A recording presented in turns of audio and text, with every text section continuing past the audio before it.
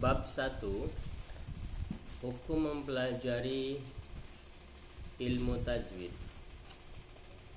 Yang pertama, pengertian ilmu tajwid. Tajwid berasal dari kata jawwada yujawwidu tajwidan, yang mana artinya adalah membaguskan atau menjadikan sesuatu menjadi bagus. Sedangkan menurut istilah adalah ilmu yang memberikan segala pengertian tentang huruf maupun hukum yang baru muncul setelah membaca Al-Quran. Kemudian yang kedua, pokok bahasan ilmu tajwid. Pokok bahasan ilmu tajwid itu ada dua. Yang pertama, makharijul huruf. Makharijul huruf pembahasannya yaitu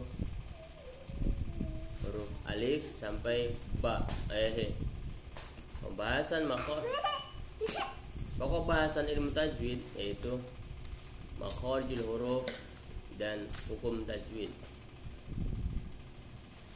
Makharijul huruf itu mengenalkan bagaimana cara membaca huruf-huruf isti'la, huruf-huruf hamas, huruf-huruf istifal dan lain sebagainya. Jadi pada bagian makharijul huruf itu dikenalkan bagaimana cara mengucapkan, bukan dikenakan bagaimana apakah itu huruf alif atau ba, akan tetapi mengenalkan cara membaca.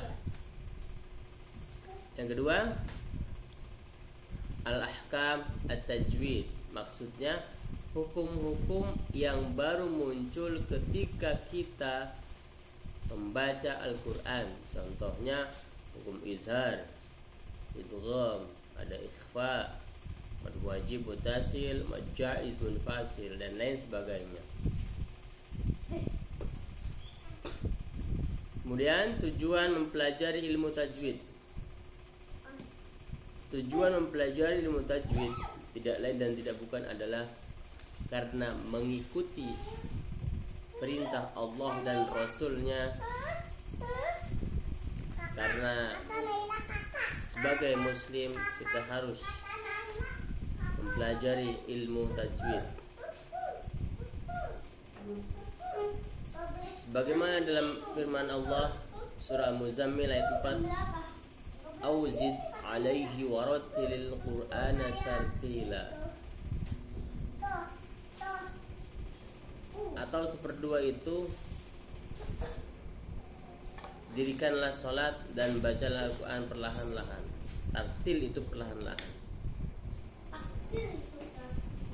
Atau ayat lain yaitu Al-Qiyamah ayat 16 dan 17. La tuharrik bihi lisanaka lita'jala bih, inna alaina jam'ahu wa qur'anah. Itu dasar-dasar hukum mempelajari ilmu tajwid. Kemudian hukum mempelajari ilmu tajwid ada dua, yaitu yang pertama fardu ain, yang kedua fardu kifayah. Apa yang dimaksud dengan fardu ain? Fardu ain adalah kewajiban-kewajiban yang wajib dilaksanakan oleh pribadi, atau kewajiban yang harus dilakukan oleh diri sendiri, tidak bisa diwakilkan. Contohnya, kalau kita belajar ilmu, maka kita tidak bisa menyuruh orang, kamu belajar ilmu sana, wakilin saya. Itu tidak bisa. Artinya kita sendiri yang harus mempelajari ilmu tersebut. Tidak boleh menyuruh atau mewakilkan kepada orang lain. bahasa lainnya adalah membadalkan. Tuh. Yang kedua fardu kifayah. Jadi setelah fardu ain ini ada fardu kifayah.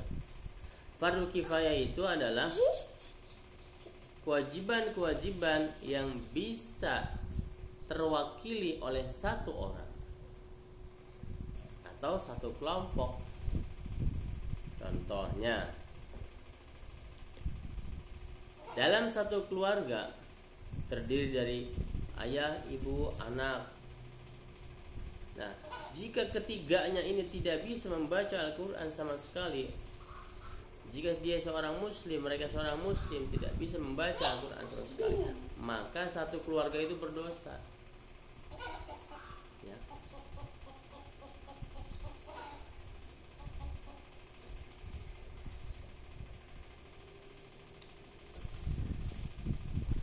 Itu. Jadi batasannya sampai di mana antara fardu kifayah dan fardu ain? Pembatasannya ya mempelajari ilmu tajwid itu, bukan pada membaca Al-Quran. Jadi harus ada yang belajar dan wajib bagi diri sendiri untuk mempelajari itu.